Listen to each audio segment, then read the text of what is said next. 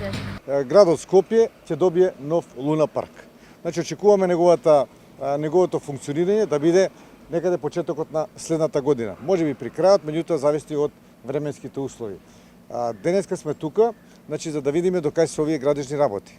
Имено градот Скопје има распишено тендер, има избрано изведувач и тој пред 3 месеци почна да работи на реализација на градежните работи. Тоа значи подземна инсталација или инфраструктура што подразбира фекална канализација, атмосферска канализација, водоводна канализација и електрична мрежа долу испод земја.